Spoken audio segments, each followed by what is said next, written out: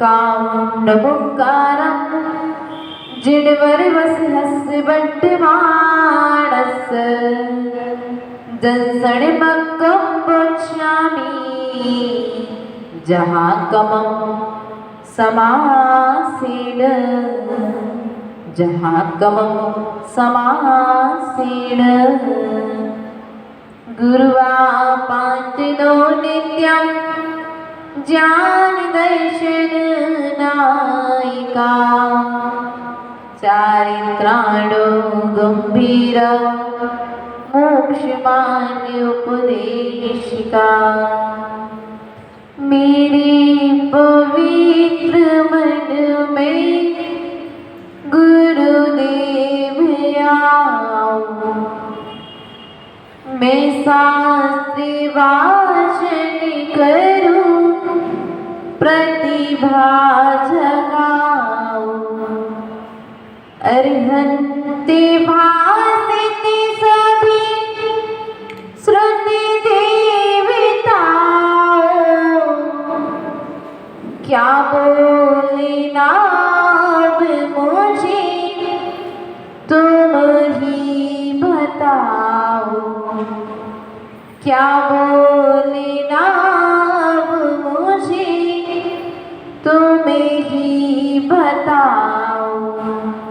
बोले देवादिदेव आदि ब्रह्म प्रथम तीर्थेश्वरादिनाथ भगवान की देवादिदेव मूलाय चिंतामणि पार्श्वनाथ भगवान की देवादिदेव वर्तमान शासनायक वर्धमान स्वामी की आचार्य गुरुवर विभव सागर जी महाराज जी की आचार्य भगवान कुंद कुंद स्वामी की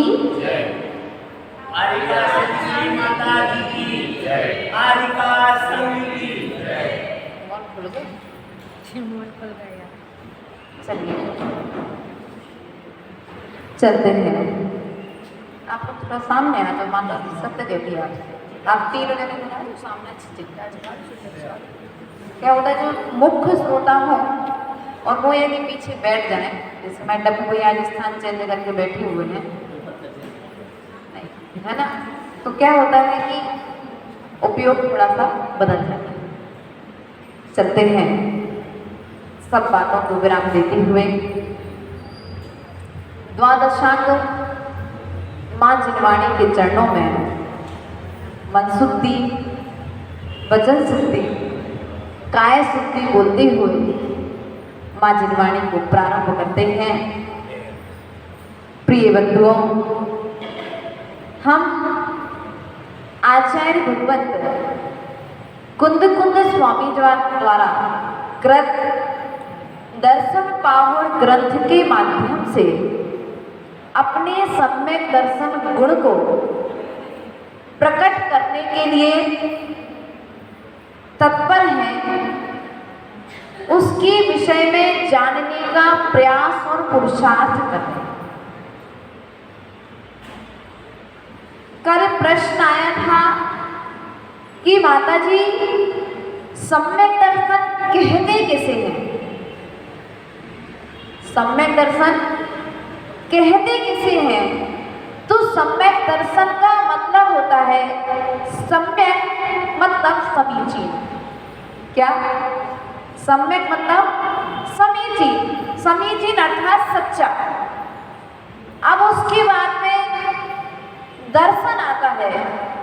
दर्शन मतलब देखना अर्थात विश्वास श्रद्धा प्रतीति आस्था। क्या विश्वास किसके प्रति? सच्चे देव सच्चे शास्त्र और सच्चे गुरु के प्रति जो विश्वास है जो आस्था है वह है सम्यक दर्शन। कुल मिलाकर के हमारा जो देव शास्त्र गुरु के प्रति जो श्रद्धा है उसे सम्यक दर्शन कहते हैं। कल हमने दूसरी कारिका के माध्यम से जाना था दर्शन मूलो धम्मो। प्रदीप भैया दर्शन मूलो धम्मो। धर्म का मूल क्या है? धर्म का मूल क्या है? धर्म का मूल है सम्यक दर्शन। सुनील भैया धर्म का मूल जहां पर सम्यक दर्शन नहीं है वहां पर अभी धर्म का भी प्रारंभ नहीं।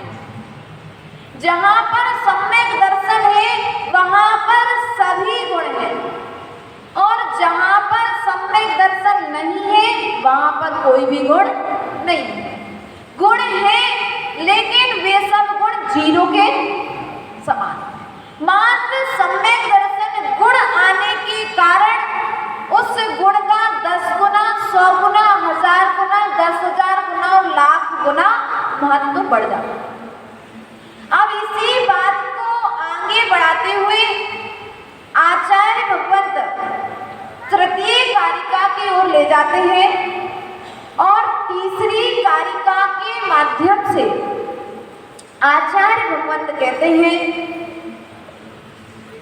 दंसण भट्टा भट्टा दंसण भट्ट सिडथिणे बाणं सिद्धन्ति चरि भट्टा दंसण भट्टाण सिद्धन्ति दंसण भट्टा भट्टा दंसण भट्ट सिडथिणे बाणं सिद्धन्ति चरि भट्टा दंसण भट्टाण सिद्धन्ति। आचार्य भगवान कहते हैं, दंसण भट्टा भट्टा, दर्शन से जो भ्रष्ट है, किससे भ्रष्ट है? दर्शन से जो भ्रष्ट है, दंसण भट्टा भट्टा, वह भ्रष्टों में भी भ्रष्ट है। कौन है वह? भ्रष्टों में भी, बात समझ में आ रही है?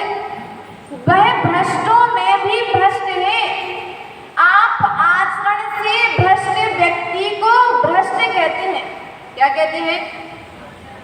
जो शुद्ध आचरण नहीं कर रहा है, जिसकी क्रियाओं में शुद्धि नहीं दिख रही है, आप उस व्यक्ति को भ्रष्ट कहते हैं। लेकिन आचार्य भगवंत क्रियाओं में भ्रष्ट व्यक्ति को भ्रष्ट नहीं कह रहे, चारित्र में भ्रष्ट व्यक्ति को भ्रष्ट नहीं कह रहे। आचार्य भगवान कहते हैं जो दर्शन से भ्रष्ट है, जिसे अभी सम्यक दर्शन प्राप्त नहीं हुआ है। क्या? सम्यक दर्शन जिसको प्राप्त नहीं हुआ है वह भ्रष्टों से भ्रष्ट है। सिद्धन्ति चरि भट्टा, क्या कहते हैं? जो चारित्र से भ्रष्ट व्यक्ति है, चारित्र से भ्रष्ट व्यक्ति तो फिर भी कभी ना कभी अपना कल्याण कर सकता है, लेकिन दर्शन से भ्रष्ट व्यक्ति 3 काल में कभी भी अपना कल्याण नहीं कर सकता। प्रिय बंधुओं, आचार्य भगवंत समंत्र भद्र स्वामी इस बात को हमारे बीच में परोस रहे हैं कि हमें संभालना किसे, मात्र अपने श्रद्धा गुण को संभालना है। एक छोटा सा बच्चा है, उस बच्चे को विश्वास है कि मेरी माँ मुझे डांट रही है। क्या कर रही है? डांट रही है। उसकी माँ उस बच्चे को पिटाई भी लगा रही है, आदि आदि तरह की पनिशमेंट दे रही उस बच्चे को, लेकिन फिर भी उस बच्चे को विश्वास है वो माँ को छोड़ करके नहीं जा रहा है, घर को छोड़ करके नहीं जा रहा है, माँ को माँ कहना नहीं छोड़ रहा है। क्यों? उसे मालूम है कि ये मेरी माँ है। क्या है उसे? उसे मालूम है ये मेरी माँ है और मेरी माँ मेरा अहित कभी नहीं सोचेगी। यदि पढ़ने को कह रही हो तो मेरे हित के लिए कह रही है। यदि किसी वस्तु में किसी तरह की आदत में यदि ब्रेक लगा रही है, रोक रही है, तो वो मेरे हित के लिए कह रही है। लेकिन जिस बच्चे को अभी माँ का ज्ञान ही नहीं है, क्या अभी एक बच्चे को महेंद्र भैया पता नहीं कि ये मेरी माँ है, तो क्या वह माँ को माँ बात को मान करके अपना कल्याण कर पाएगा क्या? नहीं कर पाएगा। प्रिय बंधुओं, कहने का तात्पर्य ये सम्यक दर्शन जो है वह माँ की तरह है। किसकी तरह है? अब सम्यक दर्शन के अंतर्गत जितने हमारे गुण बताए गए हैं, उन सब गुणों को यदि हम प्रकट करते हैं मनोज भैया, यदि उन सब गुणों को हम प्रकट करते हैं, माँ की बात मानोगे तो कल्याण किसका होगा? बेटे का। और जिनेंद्र भगवान की जिनवाणी में जो बात कही है सुनील भैया, संदीप भैया, वह बात यदि मानते तो कल्याण किसका होगा? किसका होगा? स्वयं का। इसलिए प्रिय बंधु, आज स्थिति ये बन चुकी है कि हम चारित्र की चर्चा तो कर रहे हैं, चारित्र सुधारने की बात तो कह रहे हैं, लेकिन अभी हमारा दर्शन ही स्थिर नहीं है। और जब दर्शन स्थिर नहीं है तो चारित्र स्थिर कैसे रहेगा?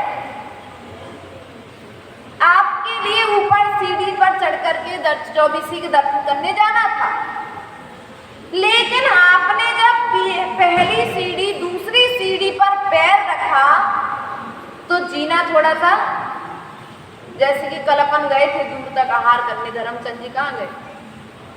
सीढ़ी थोड़ी सी डगमग कर रही थी तो डर लग रहा था कि कहीं। उसी प्रकार से यदि आपकी पहली सीढ़ी और दूसरी सीढ़ी में यदि डगमगाहट हो रही है तो क्या सुरक्षित ऊपर पहुंच पाओगे? नहीं पहुंच पाओगे। तो प्रिय बंधु, कहने का तात्पर्य सम्यक दर्शन मजबूत होगा तो सम्यक ज्ञान मजबूत होगा, और सम्यक ज्ञान यदि मजबूत हो गया तो चारित्र को प्रकट होने में समय नहीं लगेगा। आपको आपकी दुकान की चाबी, किसकी चाबी? दुकान की चाबी आपके पिता दे सकते हैं, आपके घर की चाबी आपके परिवार वाले आपको दे सकते हैं, तिजोरी की चाबी भी आपको सब लोग दे सकते हैं, नाना तरह की संपत्तियों की चाबी आपको प्राप्त हो सकती है, लेकिन सम्यक दर्शन मोक्ष महल की चाबी है। क्या है? यदि तुम मोक्ष जाना चाहते हो, वर्तमान में चारित्र ग्रहण नहीं कर सकते, कोई बात नहीं, पहले तो कहेंगे ग्रहण करो, क्योंकि रैण तार में आचार्य भगवंत कुंद कुंज स्वामी ने कहा है कि पहले मुनि बनने का उपदेश दो, और जब मुनि बनने की क्षमता ना हो प्रदीप भैया, तब कहीं जाकर के श्रावकाचार्य का पालन करने की बात।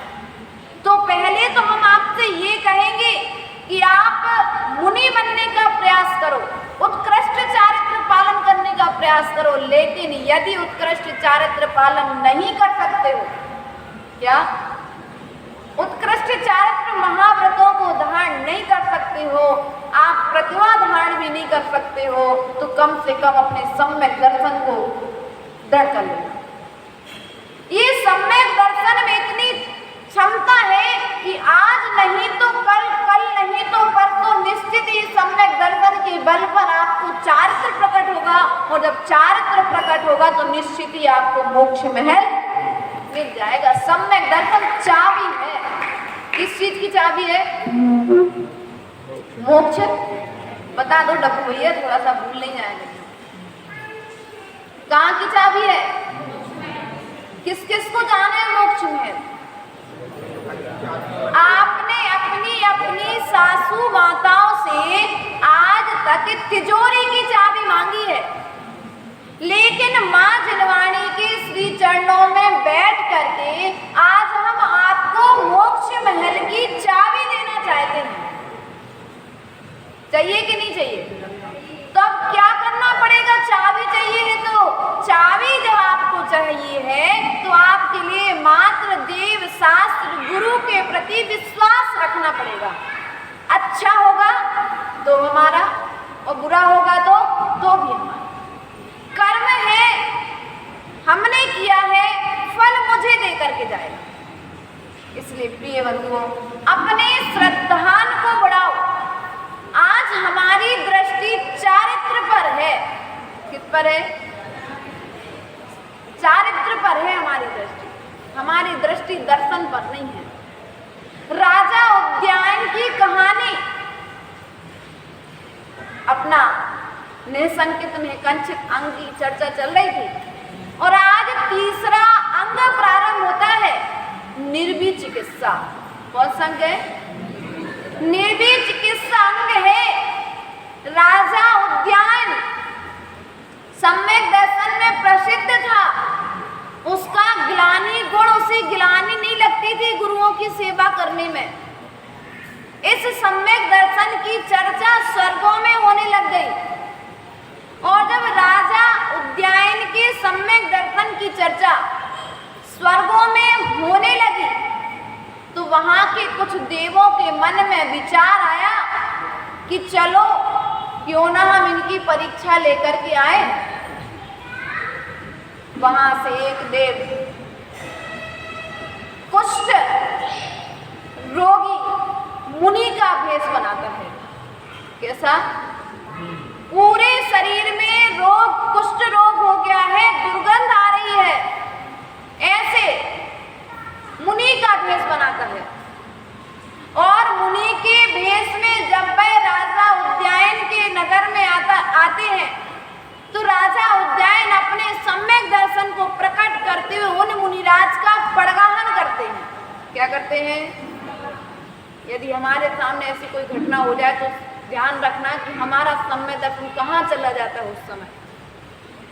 राजा उद्यान पड़गाहन करते अपनी रानी प्रभावती के साथ में चौके में लेकर के जाते हैं और सानंद तरीके से मुनिराज का आहार होता है। क्या होता है मुनिराज का? मुनिराज का आहार होता है और आहार होने के पश्चात मुनिराज उल्टी कर देते। देव था, परीक्षा लेनी थी, निर्वी चिकित्सा देव ने अर्थात उस मुनि अवस्था में जो मुनि थे उन्होंने क्या कर दी? उल्टी कर दी। जितने लोग उस चौकी में आहार देने के लिए आए थे वे सब उस बमन की गंध को ले सूंघ करके वे क्या कर सब लोग भाग गए। लेकिन राजा उद्यान निर्विकल्प होकर के उन मुनिराज की सेवा में लग गया जो बमन आदि किया, तो उसने अपने हाथों से उस बमन को साफ किया, मुनिराज की सेवा करने लगा। लेकिन जब देव ने देखा कि वास्तविकता में जिस गुण की चर्चा स्वर्गों में हो रही है राजा उस गुण के काबिल है और देव अपने रूप में आया मुनि का भेष छोड़ करके और राजा की जय जयकारा होने। प्रिय बंधु, हमारे जीवन में भी कभी हमारे सामने भी ऐसी घटनाएं होती हैं। साधु संग आते हैं, माता जी के संग आते हैं, कभी कोई बीमार होता है, कभी किसी को कोई तकलीफ होती है, हम उस समय जाकर के क्या करते हैं? अभी 64 विधि विधान पढ़ रहे थे सिद्ध चक्र में, 64 अर्घ जब आते हैं तो उस विधान में कहा गया कि यदि किसी भी मुनिराज की सेवा यदि करते हैं तो यदि उनके विद्धिधारी जो मुनिराज होते हैं यदि उनके मल आदि का स्पर्श भी यदि हो जाता है यदि हमारे लिए तो असाध्य से असाध्य रोग नष्ट हो जाते हैं। और अभी इसी पंचम काल का उदाहरण है, बरेला माता जी ने बताया था आपको, ओम श्री माता जी थी जब माता जी ने एक बात बताई थी कि हमारे संघ में संस्तुति माता जी बरेला की है, सैलमती माता जी की मम्मी जी है, आरिका सैलमती धारणामती अभी आचार्य जी के साथ। तो एक मुनिराज थे आचार्य भगवान विद्यासागर जी के संघ के और उनके लिए किसी कारणवश तबीयत इतनी ज्यादा खराब हो गई कि वो बाहर में जंगल के लिए नहीं जा पा रहे थे। तो मंदिर में ही कहीं साइड में उनकी जंगल की व्यवस्था कर दी, उनको बार बार जाना पड़ता। तो जो सफाई करने वाली स्लीपर आती थी, लेडीज आती थी, उसके हाथों में हाथ गल चुके थे, ऐसी कोई बीमारी हो गई थी असाध्य जिसका इलाज नहीं मिल पा रहा था।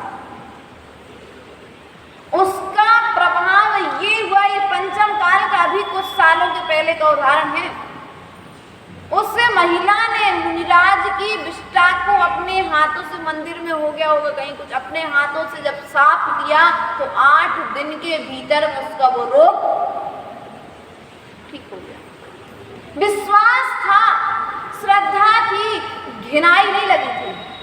लेकिन हमारे अंदर में घिन आ जाती है, उल्टी आने लगती है, गला खींचने लगता है, बेचैनी होने लगती है, कभी चक्कर आने लगते हैं और ज़्यादा कुछ हुआ तो हम छोड़ करके।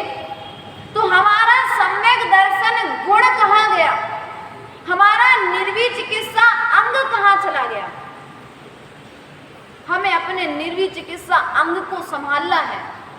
हमारे संघ में जब हम और समिति श्री माता जी अर्थात छुल्ली का अहिंसा श्री के रूप में जब माता जी थे, और संघ में यदि आचार्य श्री की मम्मी कहना चाहिए, आचार्य विभू सागर जी की माता श्री जी वर्तमान में प्राज्ञा श्री माता जी बनकर के उनका समाधि मरण हुआ। अंतिम समय में मल फूटता है ऐसा सुना था, देखा नहीं था, सुना था बस। और जो अंत में मल निकलता है वो बहुत दुर्गंधपूर्ण होता है, यह सुना था। लेकिन जब 10 दिन लगातार उन माता जी की सेवा वैयावृत्ति की अंतिम समय में, तब एहसास हुआ कि निर्वी चिकित्सा का ये होता है। यदि वो थोड़ा सा भी, यदि उनको गैस पास भी होती तो ये मान लो कि गला खिंचता था, लेकिन फिर भी नहीं। यदि हम थोड़ा सा फिसलते हैं, हमारे भावों में थोड़ा सा उतार चढ़ाव आता है, तो फिर इनकी समाधि बिगड़ती है। और निर्वी चिकित्सा अंग कहता है कि हमें अपने गिलानी नहीं करना है। किससे गिलानी कर रहे हैं? जो सम्यक दर्शन ज्ञान और चारित्र से शुद्ध है, उसके मल से गिलानी कर रहे हैं। निर्विकल्प होकर के कभी माता जी उनके मल को साफ करती थी, कभी हम लोग, मतलब हम साफ कर, दोनों माता जी थे, तो कभी दीदी लोग साफ कर देते थे। तो कहने का तात्पर्य है कि यदि हमें कभी ऐसा समाधि का प्रसंग मिल जाए और सेवा आदि का अवसर मिल जाए, तो हमें ये समझना मुझे मेरे सम्यक दर्शन की परीक्षा करने का अवसर मिला है। क्या मिला है? सम्यक दर्शन की परीक्षा करने का अवसर मिला है। परीक्षा कब होती है? जब सामने कोई विपरीत परिस्थिति बने। भैया हमें तो बिल्कुल मान सम्मान नहीं चाहिए, उत्तम माधव धर्म के दिन हमें तो कोई मान सम्मान की जरूरत नहीं है, लेकिन उत्तम क्षमावाणी जब होती है, तो क्षमावाणी के दिन एक आध का नाम, महेंद्र का नाम छूट गया, अब स्थिति क्या बनेगी? हमारे लिए तो किसी से कोई मान सम्मान नहीं चाहिए, हमारी तो सबसे क्षमा है, हमारा किसी से कोई भेदभाव नहीं है। लेकिन जब सम्मान हो रहा था चतुर्मास के बाद में, काय माता जी 4 महीना तो सेवा करवाई और अंत समय हमारे नाम भूल गए, ऐसा लोग कहे जाते हैं। भैया जो अंदर होते हैं वो मुख पे कभी कभी आ पाते हैं, जो ज्यादा अंदर में चले जाते हैं उनको निकालने के लिए भी विशेष समय, विशेष अवसर की खोज होती है, और विशेष लोगों के नाम विशेष समय पर याद आते हैं नीतीश भैया।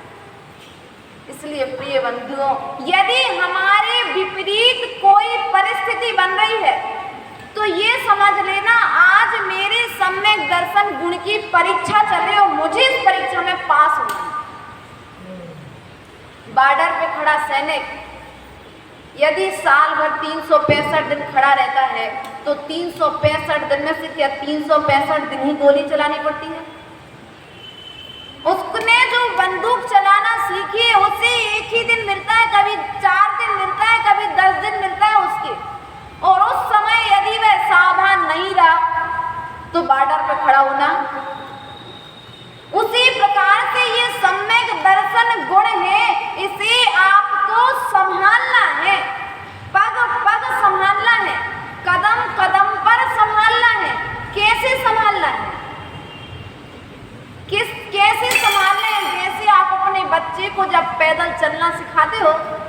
पहले उंगली पकड़ते हो, फिर धीरे धीरे उंगली छोड़ने का प्रयास कर, तो जब वह अपने पांव पर सीधा खड़ा हो जाता है तो फिर साइकिल चलाना सिखाई होगी प्राय करके। तो क्या करते हो, पहले साथ में थोड़ा सा आगे बढ़ाते हो, फिर थोड़ा छोड़ देते हो, फिर पकड़ लेते हो, लेकिन जब वह साइकिल चलाने परफेक्ट हो जाता है उसके बाद में फिर कोई चिंता। उसी प्रकार से ये जो सम्यक दर्शन गुण है, इसमें नाना तरह के जो विकल्प उत्पन्न हो रहे हैं। क्या उत्पन्न हो रहे हैं? हमारे गुणों के अनुरूप हमारे जो 8 गुण हैं, 10 जो धर्म हैं, 7 भयों से जो रहित है, 8 मदों से जो रहित है, 8 गुणों से जो सहित है, 3 मूढ़ताओं से जो रहित है, 25 मल दोषों से जो रहित है, वह सम्यक दृष्टि है। कौन है? सम्यक दृष्टि। प्रिय बंधुओं, यदि संभालना है तो किसे संभालना है हमें? हाँ? बच्चों को तो बहुत अनादि काल से संभालते आ रहे डब्बू भैया। परिवार की सेवा बताओ कौन से ऐसा भाव जो आपने ना संभाला हो?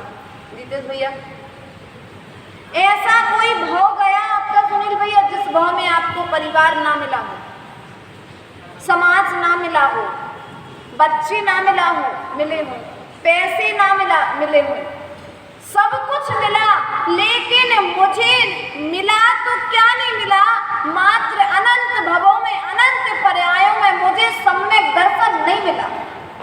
क्या नहीं मिला? अब मुझे इस मनुष्य पर्याय में कुछ लेकर के नहीं जाना, मात्र एक चीज लेकर के जाना है, वह है सम्यक दर्शन। क्या है? सम्यक दर्शन लेकर के जाना है। कहाँ जाना है सम्यक दर्शन लेकर? देखो, देवों में, स्वर्ग में देवों के पास, सिद्धालय में सिद्ध भगवान के पास, मनुष्य लोक में मनुष्यों के पास, नरक के नारकियों के पास सम्यक दर्शन में कोई अंतर नहीं है। सिद्धालय में बैठे सिद्ध भगवान के पास क्या है? कोई अंतर है क्या? अब सम्यक दर्शन के भेद प्रभेद हो जाएंगे, उसके बाद फिर उसकी बात होगी। तो प्रिय बंधुओं, यदि हमें संभालना है तो मात्र अपने सम्यक दर्शन गुण को संभालना।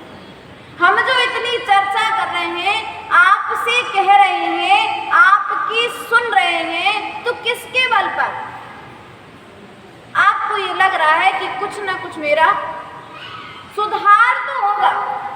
एक बच्चा कॉपी लिखे, जब लिखना सिखाते थे आप लोग, तो कितनी बार गलत लिखता था? आनार का लिखना सिखाया होगा, कितनी बार गलत लिखा सुनील भैया आपके बच्चे ने? लेकिन फिर भी गुस्सा नहीं आता। क्यों? सिखाना था।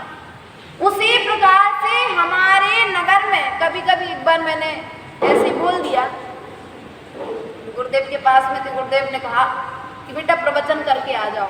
मैंने कहा अच्छा भगवान, जब महावीर स्वामी का समूषण लगा था, जब ये सब लोग नहीं सुधरे तो हमारी बात सुन के क्या सुधरेगी? क्या हमारी बात सुन करके क्या सुधरेंगे? यदि सुधरना होता तो महावीर जैसे तीर्थंकर प्रकृति का बंध करने वाले सिद्धालय विराजमान हो गए, वे नहीं सुधार पाएंगे वो, तो हम क्या सुधारेंगे? तो आचार्य श्री बोले बेटा ऐसा नहीं सोचते। बोले जब तुमने लिखना सीखा था तो क्या एक बार में पूरा लिखना सीख गए थे? उल्टा चूल्हा भी बनवाया था कभी चौकीचार बनाने के लिए, कभी सीधा चूल्हा भी बनवाया था गिनती अनार का वो 3 बनाने के लिए, कभी डंडा भी खिंचवाया था, कभी गुड़ी भी लगाई थी। तो बोले नाना तरह से जब तुमको सिखाया तब तुम गिनती लिखना सीख पाए, अनार का लिखना सीख पाए। उसी प्रकार से कुछ जो अनादि काल से ये सीखते आ रहे हैं, उस गुण के कारण आज ये धर्म सभा में आए हैं। कुछ तो अंदर में परिवर्तन आया है जब तो आप जिनालय में आए हो। इसलिए यह विचार करो कि तुम्हें प्रवचन करना है, और जब तुम्हें प्रवचन करना है तो निश्चित ही इनके अंदर में परिवर्तन आएगा। तुम तुम ये मत सोचो कि इनमें परिवर्तन आए। यदि इनके परिवर्तन के लिए प्रवचन कर रहे हो तो दुख होगा। तुम अपने परिवर्तन के लिए प्रवचन करो। किसके लिए? प्रवचन करना भगवान जिनेंद्र देव की आज्ञा को मानना है। क्या करना है? हम तो प्रवचन कर रहे, उपदेश दे रहे अपने ज्ञान पर्यायों के द्वारा। तो हम किसकी आज्ञा को मान रहे? जिनेंद्र देव की आज्ञा को मान रहे। और हम जो आपको दे रहे हैं जिनेंद्र भगवान का बताया हुआ दे रहे, क्योंकि जो ज्ञान आचार्य भगवंत कुंद स्वामी के पास था, जो ज्ञान गौतम घड़धर ने दिया, भूत बलि आदि आचार्यों ने ग्रहण किया, कुंद स्वामी के पास आया। कुंद स्वामी के बाद में परंपरागत होते हुए आचार्य विद्यासागर जी, विराट सागर जी, विभव सागर जी के माध्यम से आज हमको ये टीका के माध्यम से हम प्रवचन कर पा रहे। तो इसका मतलब क्या हुआ? ये ज्ञान किसका हुआ? गंगा का जल यदि लोटे में भर दिया जाए तो क्या होगा? जल तो गंगा ही का कहलाएगा ना। उसी प्रकार जो सम्यक दर्शन के विषय में हम आपको बात बता रहे हैं, ये हम अपनी तरफ से नहीं कह रहे। ये बात हम आपको जिनेंद्र भगवान ने जो बात कही है उसको अपने ज्ञान पर्यायों के द्वारा बताने का प्रयास और पुरुषार्थ कर रहे हैं। तो प्रिय बंधुओं, आज मात्र एक बात पर श्रद्धा रखना, हमें अपने दर्शन गुण को मजबूत करना है। दर्शन से भ्रष्ट व्यक्ति भ्रष्टों में भ्रष्ट है और चारित्र से भ्रष्ट व्यक्ति अपना कल्याण कर सकता है। सम्यक दर्शन से भ्रष्ट व्यक्ति अपना कल्याण नहीं कर सकता है। तो हमें अपने सम्यक दर्शन गुण को संभालने का प्रयास और पुरुषार्थ करना है। यही हमारे मनुष्य पर्याय का सार होगा। इन्हीं भावनाओं के साथ बोले परम पूज्य आचार्य गुरुवर 108 विभव सागर जी महाराज जी की, अहिंसामय विश्व धर्म की